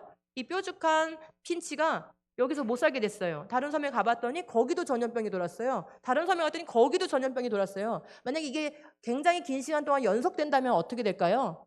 뾰족한 부리를 가진 핀치는 그만 뭐하고 말겠어요? 멸종하고 말겠죠. 이게 자연 선택이에요. 다른 게 자연 선택이 아니라 이게 자연 선택이에요. 부리의 모양을 선인장이 다 말라 죽으니까 그러면 내가 곡식이라도 먹어야 되겠다 하면서 뾰족한 부리가 뭉툭한 부리로 바뀝니까? 먹이와 환경이 부리를 바꾸나요? 아니요. 먹이와 환경에 맞게 이주하고 정착하고 분포하지만 그 환경이 끝까지 따라주지 않으면 결국 뭐 할 수밖에 없냐면 멸종할 수밖에 없는 원리가 자연 선택의 원리인 거예요. 그러면 뭉툭한 부리를 결정하는 것과 뾰족한 부리를 결정하는 건 어디서 왔을까요? 누구한테서 왔을까요? 그 DNA는 부모로부터 온 거예요. 이게 유전 법칙이에요. 이거는 절대 부인되지 않는 생물계에 있는 법칙으로 들어있는 것이에요. 그래서 자식을 낳으면 새로운 유전 정보가 가는 게 아니에요. 어디서 오는 거예요? 유전 정보는 아버지 거에서 오고 어머니 거에서 오는 거예요. 거기서 반반 오지만 양은 똑같지만 배열이 바뀌어서 와요. 그렇기 때문에 엄마 아빠하고 똑같은 자식이 나오지 않는 것이에요. 이것이 생물들이 다양하면서도 기존의 종류가 보존되는 원리인 거예요. 자, 다시 한번 말씀드릴게요. 유전 법칙이 지켜지면 생물의 종류가 보존되게 돼 있어요. 왜요? DNA를 물려주니까. 그죠? 그런데 물려줄 때 똑같이 물려주는 게 아니라 배열을 바꿔서 물려주기 때문에 다양한 개체가 나오게 돼 있어요. 그래서 누구는 뾰족한 부리의 DNA를 받고 누구는 뭉툭한 DNA를 받은 것이죠. 결국 핀치새의 부리 모양이 다양했던 이유는 부모로부터 다양한 유전자가 자손들에게 갔기 때문인 것이에요. 어디서 새로 생겨난 것이 아닌 거죠. 마찬가지예요. 닭도 이렇게 다양한 종류가 있지만 닭이란 종류를 넘어갈 수 없어요. 개도 마찬가지예요. 다양하게 크기도 색깔도 모양도 습성도 다양하지만 개라는 종류를 넘어갈 수가 없는 게 바로 유전적 한계라는 것이에요. 또 마찬가지입니다. 모든 생물이 마찬가지입니다. 그래서 우리가 이제 답을 정확하게 내려볼게요. 핀치 부리의 모양은 왜 다양했을까? 먹이와 환경이 부리의 모양을 바꿔서 다양해졌나? No, 그게 아니라 부모로부터 이미 다양한 유전 정보를 받았기 때문인 것이죠. 그러니까 적응하다 보니까 DNA가 바뀐 게 아니라 이미 다양한 DNA를 자손들에게 주었기 때문에 뭐 할 수 있는 능력이 있는 거예요? 적응할 수 있는 능력이 있는 것이에요. 부모가 주지 않았으면 그런 능력은 없는 것이에요. 해서 DNA를 만들어내지 못하는 한 진화는 입증될 수가 없는 것입니다. 자, 그러면 정리가 됩니다. 적응은 먹이와 환경에 맞게 살아가는 능력인 건 맞지만 이 적응을 통해서 진화가 되고 있느냐? 그거는 아니라는 것이죠. 그럼 자연 선택은 진화의 원리가 아니라 뭐만 설명할 수 있습니까? 어느 섬에 어느 모양의 생물이 더 많이 사느냐, 적게 사느냐, 즉 분포도의 차이만 말할 수 있고요.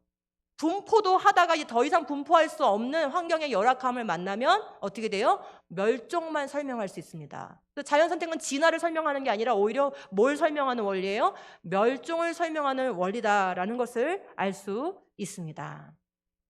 그다음 이제 우리가 또 따져볼 게 이제 개념적인 건 마지막입니다. 돌연변이라는 것을 통해서 새로운 DNA가 생겨서 진화가 된다라고 배우고 있어요. 정말 그럼 돌연변이는 진화를 일으킬 만한 능력을 가졌는가를 한번 살펴볼게요. 자, 우리 몸에는 모든 생물들에게는 이렇게 DNA로 정보를 저장하고 있는데 요즘은 이제 코딩이란 말이 워낙 이제 보편화됐어요. 암호화되어 있다는 뜻이에요. 그러니까 정보가 들어있지만 내가 가락동 교회에 왔다라는 문장이 그대로 가락동이라고 저장되는 게 아니라 컴퓨터에 0과 1로 변환돼서 코딩돼서 저장이 되죠. 이런 게 코딩이에요. 자, 그런데 마찬가지예요. 우리 몸에 뭐 쌍꺼풀이 있든 없든 피부색이 어떻든 그 모든 것이 다 DNA 정보로 저장되는데 그게 무얼로 코딩되냐면은 ATCG라는 분자 4가지로 코딩이 돼서 저장이 되는 겁니다. 자, 여기까지만 들어도 어때요? 복잡하죠? 컴퓨터가 0과 1로 변환시켜서 지금 코딩해 놓은 것도 지금 신기한데 2글자도 아니고 몇 글자예요, 지금? 4글자. ATCG라는 4글자로 변환을 시켜가지고 정보를 암호화시키는 거예요. 그럼 여러분 잘 생각해 보세요. 암호화되는 것도 어려운 건데 이 암호화됐다는 것은 정보를 해독하기 위해서 이 정보를 읽어내는 능력도 있어야 되는 거예요. 거꾸로. 그렇죠? 예, 디코딩할 수 있어야 되는 거예요. 그러니까 이 DNA란 존재 자체가 우리한테 뭘 말해주냐? 정보가 매우 복잡하게 코딩되는 지적인 그런 기술이 필요하고 다시 이것을 해독하는 디코딩 기술이 필요하고 이 명령문에 의해서 우리 몸에 필요한 물질들을 만들어내는 생산 시스템이 필요하다는 것을 보여주는 거예요.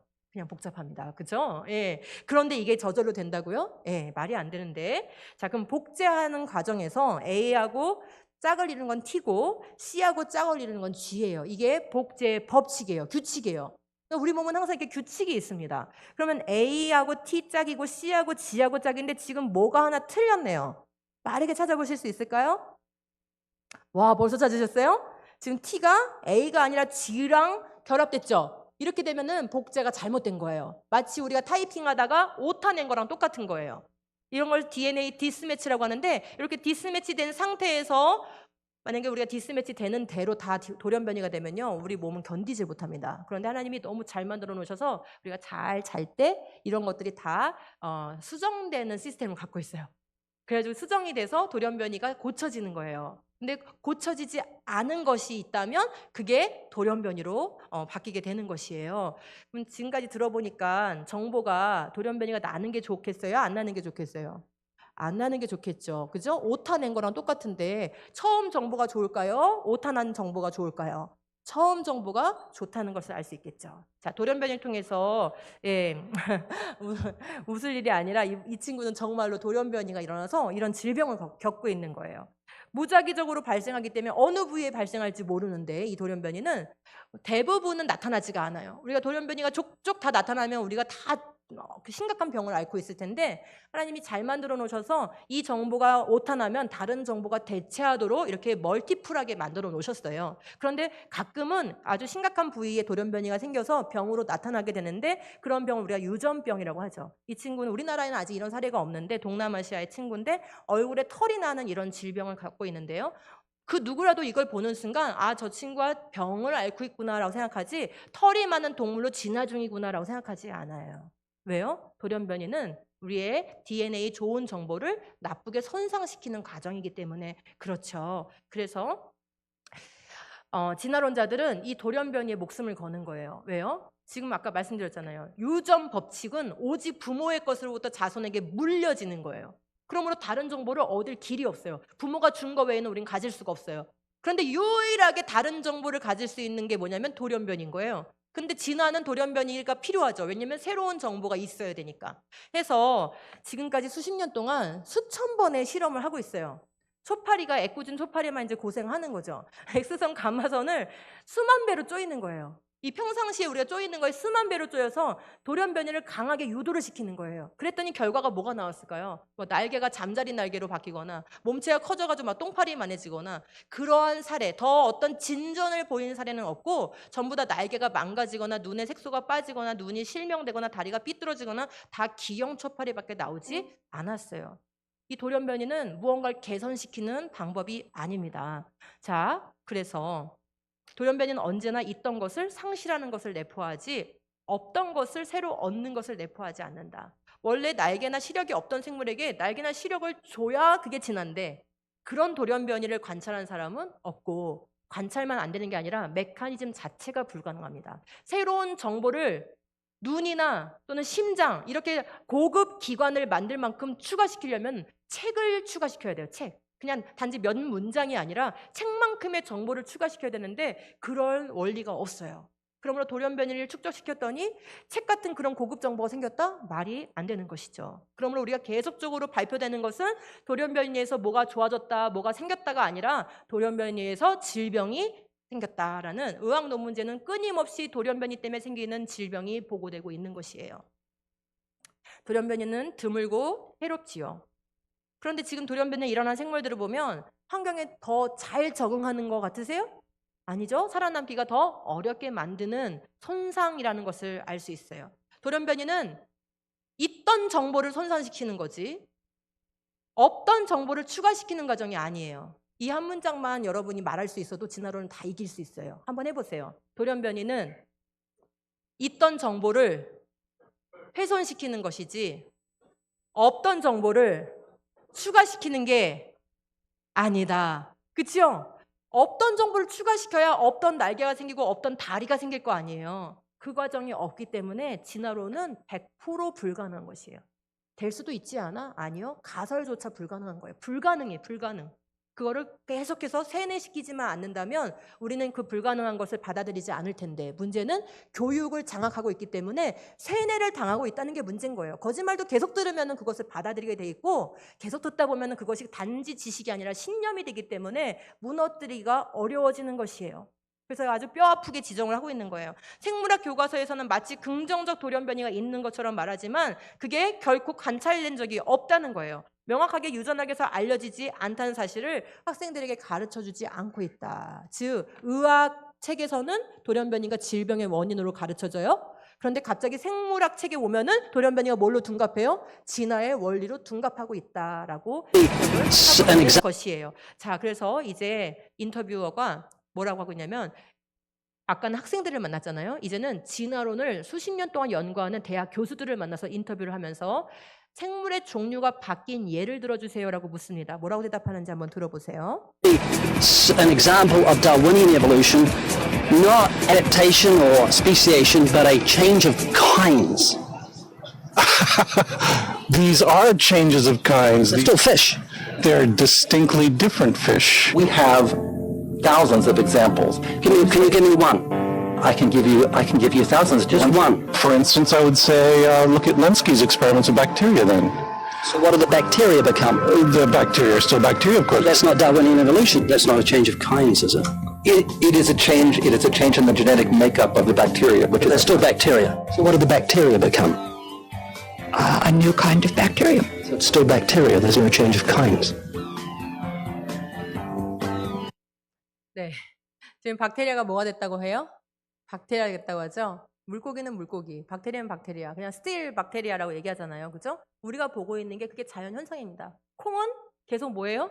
콩이고 팥은 계속 아니 전 인류가 늘 평생토록 경험하는 건데도 불구하고 그것을 전복시킬 만큼 우리의 생각을 뒤집어 놓으려면은 어떻게 하는 수밖에 없어요? 학교를 장악하고 교육하는 수밖에 없어요. 여러분이 늘 경험하시잖아요. 당근은 당근이 낳고 파는 파가 나오지 다른 게 안 나오잖아요. 그죠? 콩 심으면 콩 나오고 팥 심으면 팥 나오잖아요. 전 인류가 경험하고 있는 거예요. 우리가 늘 검증하고 있는 거예요. 이렇게 검증하는 사실을 거꾸로 뒤집으려면 교육밖에 없는 거예요. 그럼 반대로 여러분 생각해 보세요. 우리가 뭐 해야 되는 거예요? 창조를? 모르시겠어요? 예, 진화론이 유지되는 비법은 진화론 교육인 거예요.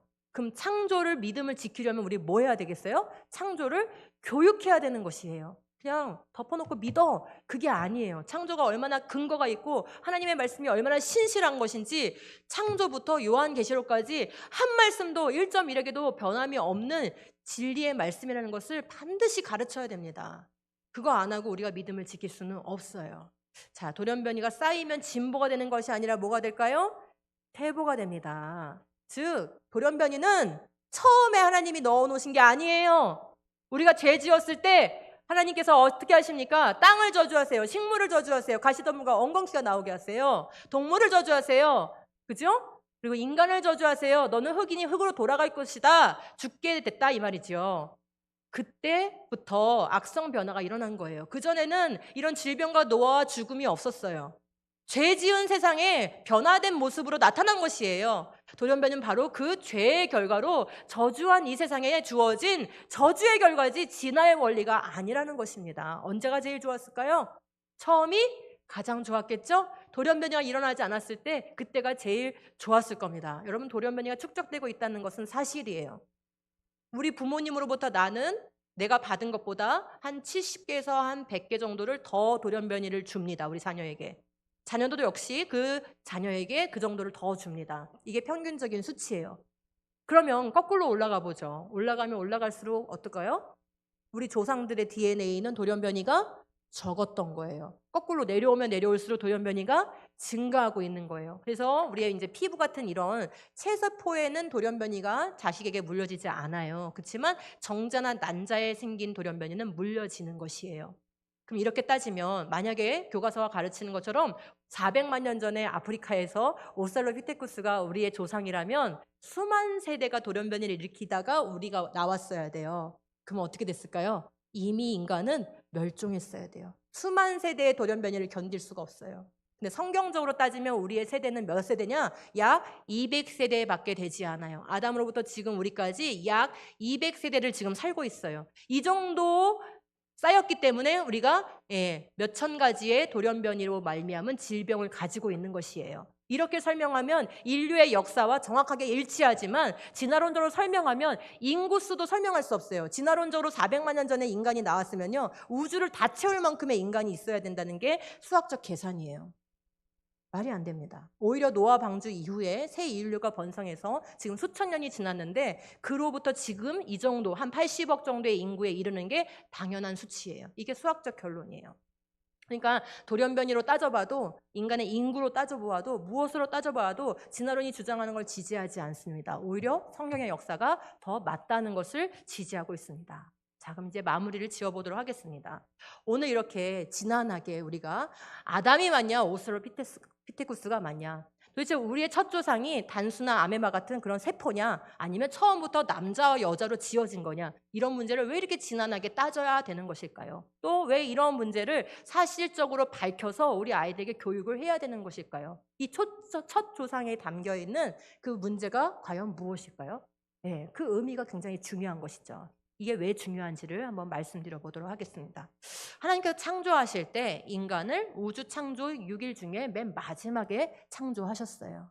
그 뜻은 무엇이에요? 왜 첫째 날 인간을 창조하시지 않았을까요? 왜 셋째 날 인간을 창조하시지 않았을까요? 이 우주와 지구 환경, 즉 물리적 환경과 생물학적 환경이 완벽하게 조성되어야만 인간이 살 수 있다는 거예요. 거꾸로 말씀드리면 이 우주의 물리적 환경과 이 지구의 지구 환경적, 생물학적 환경은 다 누구를 위해 조성되었다는 것입니까? 인간을 위해 조성되었다는 거예요. 아까 초등학교 4학년의 교과서 내용을 생각해 보시기 바랍니다. 지구가 너를 위해 존재하는 것처럼 말하는데 그건 왜곡된 생각이야 라고 가르치고 있잖아요. 전혀 다른 세계관이에요. 성경이 가르치는 것과 전혀 다른 사실이 주입되고 있다는 것을 기억해야 돼요. 초대교회에 이 우리가 고백하고 있는 사도신경을 이렇게 정립하는데 굉장히 기여했던 초대 교부 중에 한 분이신데, 이분이 이런 말을 했어요. 그것은 손님을 위해 잔치를 준비하는 주인의 모습이라는 거예요. 자신의 집을 장식하고 식사를 위해 자리를 마련해서 맛있게 음식을 차린 다음에 그는 손님을 맞이하는 거죠. 그와 비슷한 방식으로 하나님은 먼저 온갖 아름다움으로 장식된 거주지, 어쩌다 우연히 충돌에 의해서 만들어진 행성이 아니고 하나님이 처음부터 기획하고 계획하고 설정해서 다듬은 거주지를 마련하셨다는 거예요. 그리고 사람을 데려온 다음에 그가 그곳에 있는 것을 누리도록, 인조이하도록 이렇게 허락하신 거예요. 만약에 그것을 공유할 사람이 없다면, 하나님이 지금 손님을 맞이하는 사람이 식탁도 다 테이블도 세팅했고 음식도 다 만들었는데 손님이 오지 않으면 얼마나 허무합니까? 그죠? 그와 같이 인간 창조를 하지 않았다면 이 나머지 우주와 지구와 생물학적 환경은 다 헛된 것이에요. 하나님은 그러한 마음으로 이 우주 창조를, 지구 창조를 하셨다는 것입니다. 그렇다면 첫사람은 어떻게 지어졌을까? 사람은 어떻게 지어졌을까? 네 발로 기던 동물에서 나온 게 아니라면 어떻게 지어졌을까? 성경은 명확하게 가르칩니다. 창세기 2장 7절에 보면은 주 하나님이 땅의 흙으로 사람을 지으시고, 두 문장이 나왔어요. 땅의 흙으로 사람을 지으시고라는 첫 번째 문장에 두 번째 문장이 뭐냐면 그의 코에 생명의 기운을 불어넣으시니예요. 여러분, 첫 번째 문장에서 성경이 끝났다라고 한번 가정해 볼까요? 그럼 뭐가 남았을까요? 자, 하나님이 얼마나 솜씨가 좋으세요? 아담의 머리카락과 아담의 세포들과 아담의 눈알과 아담의 심장과 다 흙으로 다 빚으신 거예요. 너무 정교하게 아름답게 다 빚으셨어요. 근데 거기서 끝났어요. 그럼 뭐가 남았을까요? 흙? 덩어리? 그죠? 뭐 다비드산 같은 동상 같은 게 남았겠죠. 그건 살아있는 생명체가 아니에요. 거기에 그 물질 요소에다가 무엇을 넣었을 때 비로소 하나님께서 생명의 기운을 넣었을 때 비로소 뭐가 됐습니까? 생명체가 되었어요. 성경은 처음부터 여러분이 눈 씻고 찾아보세요. 창세기부터 요한계시록까지 무생물에서 생물 되게 한다는 얘기가 없어요. 심지어 출애굽기에 가면은 마술사들이, 애굽의 마술사들이 그 아론과 모세가 하는 것들을 따라하죠. 기적을. 그런데 세 번째 기적에서부터 못한다고 기법해요. 그 세 번째 기적이 뭔지 아세요? 흙먼지를 쳤더니 그게 이가 되는 기적이에요. 뭐가 되는 거예요? 무생물이 생물되는 기적부터는 이 술사들이 못한다고 그래요. 그러면서 뭐라고 하냐면은 이거는 신적 권능이 필요하다고 얘기해요. 하나님 안 믿는 이방 종교의 술사들도 무생물이 생물되려면은 신의 권능이 필요하다는 걸 고백하고 있어요. 여러분 근데 이 시대는 어떻습니까? 끊임없이 우리 아이들한테 물질의 화학 반응으로 생명체가 생겨난다는 걸 계속 주입하는 거예요. 아니요. 생명은 생명이신 하나님 외에는 출처가 없습니다. 우리가 가진 생명, 오늘 여러분 숨쉬고 살고 계십니까? 그 생명이 물질로부터 온 게 아니라 생명이신 하나님께로부터만 오는 것이에요. 그 다음에 하나님은 우리에게 한 가지 요소를 더 가르치는데 보세요. 물리학적 요소, 지구과학적인 요소, 그 다음에 생물학적 요소가 있습니다. 이 생물학적 요소의 생명은 네페시예요. 성경이 말하는 이 생물학적 생명은 네페시, 혼을 가진 생명을 말하는 거예요. 그건 동물도 가지고 있어요. 우리 집 강아지도 네페시예요. 우리 집 고양이도 네페시예요. 혼적인 생명까지 가지고 있어요. 그러니까 우리가 정서적 교류가 약간 가능한 거예요. 그런데 인간에게만 주어진 게 있어요. 이 모든 우주 지구의 모든 것에 주어지지 않았고 오직 인간에게만 준 게 있어요. 그게 뭘까요? 영이에요. 영이에요. 근데 누가 영이세요? 하나님이 영이세요. 그러면 영의 출처는 분명하죠? 물질이 아니에요. 별이 우리에게 영을 줄 수 없어요. 꽃이 영을 줄 수 없어요. 오직 하나님만 영을 주실 수 있어요. 주님의 말씀이다. 하늘을 펴신 분, 땅의 기초를 놓으신 분, 사람 안에 영을 만들어주신 분께서 말씀하신다 하는데 여기서 사람 안에 영을 만들어주신 분의 이 사람은 people, 복수가 아니에요. man이에요. 각 사람 안에 영을 만들어주신 분이란 뜻이에요. 여러분에게 주신 영은 하나님이 직접 여러분에게 부어주신 것임을 믿으시기 바랍니다. 우리는 이 생명이 하나님께로부터 왔어요. 그리고 우리가 가지고 있는 이 영 없으면 하나님과 교제하지 못하죠? 이 영은 하나님이 각 사람에게 주신 것이에요. 자, 그래서 신약 성경에 오면은 족보가 나오는데 이 누가복음 3장 족보는 정말 재밌어요. 마리아로부터 시작해가지고 위로 올라가는 족보예요. 다른 건 족보는 항상 위에서부터 아래로 내려오잖아요. 근데 누가복음 3장의 족보는 올라가는데 그 마지막에 있는 게 이거예요. 그 위는 에노스요, 그 위는 셋이요, 그 위는 아담이요, 그 위는 하나님이시니라 이렇게 돼 있는데 우리나라 이제 말에 위란 말이 좀 어렵지 않아요? 영어 성경을 보면은 the son of Enosh, the son of Seth, the son of Adam, the son of God 이렇게 돼 있어요. 무슨 뜻이에요? 네. 결국 아담은 누구의 아들로 지어진 거예요? 하나님의 아들로 지어진 거예요. 그러니까 하나님의 아들이어야 되니까 하나님이 가지고 계신 그 요소, 영적 요소를 가지고 있어야만 하는 것이죠. 하나님이 영원한 생명이시니까 그 영원한 생명으로 우리를 지으셨던 것이죠. 그분의 형상, 그분의 모양을 반영해서 우리를 지으셨던 것이에요. 그래서 예수님께서 분명하게 이렇게 말씀하시는 거예요. 예수께서 대답하여 이르시되 사람을 지으시니가 언제요? 본래 그들을 남자와 여자를 지으시고 이 본래 이 한마디에 오살로피테쿠스는 날아가는 거예요. 어떤 이전 단계로부터 변화시켜서 이런 뜻이 전혀 포함될 수가 없는 거예요. At the beginning, 처음부터, 태초부터 사람을 뭘로 지으셨다? 완전한 남자와 완전한 여자로 지으셨다. 그것도 남자들, 여자들이 아니라 한 남자와 한 여자를 지어서 한 부부를 만드셨다는 게 성경의 일관된 가르침이라는 것을 기억해야 합니다. 자, 그가 하늘을 지으시고 궁창을 해면에 두르실 때에 내가 거기 있었고, 자, 지금 두 분이 나옵니다. 그가 하늘을 지으시고 궁창을 해면에 두르실 때에 내가 거기에 있었고, 그가 있고 내가 있어요. 내가 그 곁에서 창조자가 되어 날마다 그의 기뻐하신 바가 되었으며 항상 그 앞에서 즐거워하였으며. 자, 지금 이 잠언 8장에 나오는 그는 당연히 창조주 하나님이시죠. 나는 이 잠언 8장의 그냥 텍스트상에서는 지혜지만 요한복음 1장으로 오면 로고스고 그분이 바로 말씀이신 예수 그리스도예요. 그죠? 그러니까 나는 예수님이에요. 성자 예수님이 성부 하나님이 창조하시는 가운데 같이 계셨다고 얘기하고 있어요. 그런데 내가 그 곁에 있으면서 창조자가 되어 창조에 참여했다는 거죠. 그러면서 날마다 뭐 했대요? 기뻐하고 즐거워했다라고 얘기하고 있어요. 너무 중요한 사실입니다. 여러분, 빅뱅으로부터 이어져오는 138억 년 진화의 과정에는 단 한 가지도 인격적 과정이 없습니다. 그건 물질의 변화와 생성만을 얘기하고 있어요. 거기에는 인격을 가진 인간의 존재를 설명할 근거가 없습니다. 그러나 하나님께서는 이 창조를 뭐 했다고 하고 있어요? 성삼위 하나님께서 인격적인 교제 가운데 서로 기뻐하고 즐거워하면서, 왜 뭐가 그렇게 기쁘시고 즐거우셨을까요? 하나님을 닮은 하나님의 아들을 지금 낳는 과정인 거예요.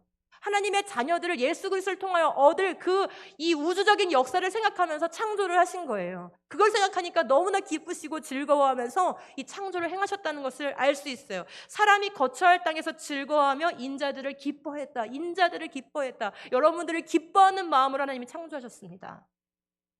그럼 지금까지 성경에서 가르치고 있는 창조를 정리해보니까 어떻습니까? 하나님께서 인간을 위하여 나머지 모든 우주 만물을 지으셨다는 것을 알 수 있습니다. 그렇죠? 예.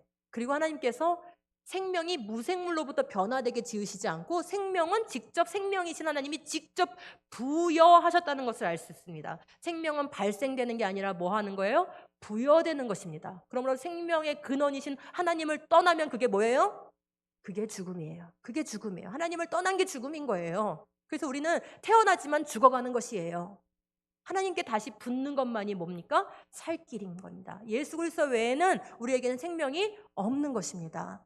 그리고 하나님께서 뭐라고 또 원리를 말씀해 주셨어요? 이전 단계로부터 변화하는 과정을 통해서 만들었다가 아니라 본래 남자와 여자로 지으셨다. 처음부터 하나님의 형상으로 지으셨다. 그리고 각 사람에게 뭘 주셨다? 영을 주셨다. 각 사람이 나와 교제하기 원하신다라고 얘기하고 있고, 이 창조의 모든 과정은 하나님의 기뻐하시고 즐거워하시는 사랑의 교제 가운데 우리를 산물로 내셨다라는 것을 알 수 있습니다. 같이 한번 읽어보겠습니다. 시작.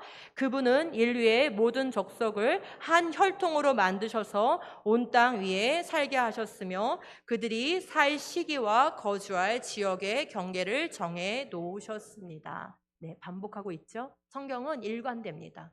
여러분이 만약에 한 남자와 한 여자로 지어진 게 아니라 네 발로 기는 동물로부터 인간이 나왔다는 걸 믿고 싶으면 지금 제가 제시한 그 모든 성경 구절들을 고치셔야 돼요. 선택하시기 바랍니다. 내가 그 모든 구절들을 진화론에 맞게 고치던지 아니면 성경이 기록한 대로 일관성 있게 믿던지, 둘 중에 하나만 가능하지 회색지대 두 가지를 섞어서, 창조와 진화를 섞어서 믿는 것은 불가능하다는 게 성경의 가르침이라는 것을 알 수 있습니다. 그래서 우리가 복음을 지키는 길은 오직 성경적 창조를 지키는 길밖에는 없어요. 다른 길은 없습니다. 첫째 아담이 하나님의 창조의 산물이어야 되고 한 남자를 지으셨어야 되고 그의 범죄로 인하여서 죽음이 들어왔다는 것이 역사적 사실이어야 돼요. 그래야 둘째 아담이신 예수 그리스도를 우리에게 보내주신 것이 역사적 사실이며 또한 구원의 진정한 근거가 되는 것이에요. 성경적 창조를 믿을 때에만, 이 믿음을 지킬 때에만 이것이 우리의 복음이 역사적 사실이 된다. 하나님께서 영원한 언약으로 주신 확실한 보증이 되는 그런 약속이 된다라는 것을 알 수 있습니다. 같이 읽겠습니다. 시작. 아담 안에서 모든 사람이 죽은 것 같이 그리스도 안에서 모든 사람이 삶을 얻으리라. 예, 지금 빗대어서 설명하고 있기 때문에 첫사람 아담의 역사적 사실이 무너지면 둘째 아담이신 그리스도의 역사적 사실, 그분이 하신 일이 우리에게 무엇을 주실 것인지 이 모든 것이 무너진다는 것을 기억하셔야 됩니다. 여러분, 아담 안에서 죽으셨습니까? 안 죽으셨어요? 우린 다 아담 안에서 죽은 자들입니다. 그런데 이 세상의 인류는 둘 중에 하나예요. 계속 아담 안에서 죽어 있던지 그리스도를 만나서 그분을 영접해서 다시 뭐하게 됐던지 다시 영원한 생명을 선물로 받았든지, 인류는 둘 중에 하나밖에 없는 거예요. 여러분 어디에 계십니까? 아담 안에 있으니까? 그리스도 안에 있으니까? 여러분 이제 질문에 답해 보시기 바랍니다. 우리의 첫 조상은 누굽니까? 하나님이 완전하게 지은 그 아담이라는 것을 알 수 있습니다. 여러분은 누구 안에 있습니까? 예, 예수 그리스도 안에 둘째 아담이신, 마지막 아담이신, 더 이상 아담이 필요하지 않기 때문에 둘째 아담이자 마지막 아담이십니다. 그분이 마지막에 오실 때 어떻게 하신다 하였습니까? 우리가 지금 성화되고 있는데, 성화되고 계시죠? 성화되고 있는데 우리의 성화는 불완전해요. 그래서 주님이 오신 날 우리를 어떻게 하기로 하셨어요? 예, 몸의 부활을 통하여 영화시켜서 영원히 죽지 않는 영원한 생명을 영원토록 누리는 하나님 나라 백성으로 완성시키겠다고 약속하고 계십니다. 이 모든 것이, 이 복음이 철저하게 순결하게 지켜지기 위해서 이 창조와 진화 문제는 반드시 변증되어야 하고 교회 안에서 뚜렷하게 가르쳐져야 하는 것이다 라는 것을 마지막으로 말씀드리겠습니다. 기도하겠습니다. 사랑의 하나님 아버지, 고맙고 감사합니다. 우리 참 하나님께서 기뻐하시는 찬양과 예배로 주님을 기쁘시게 하는 이 귀한 교회에 와서 우리의 첫 조상에 대한 문제를 함께 나누게 하심을 감사드립니다. 우리의 수고는 복음을 위하여 모든 수고가 모아져야 할 줄로 믿습니다. 교회가 존재하는 이유는 복음 때문이며 교회에게 하나님께서 하나님의 말씀을 맡기셨다는 사실을 우리가 기억하기 원합니다. 내가 더 잘되기 위해서 교회를 다니는 것도 아니고 내가 좀 더 편안하게 예배드리기 위해서 교회 건물이 있는 것도 아닙니다. 이 교회가 있는 존재하는 이유는 오직 복음 때문임을 믿습니다.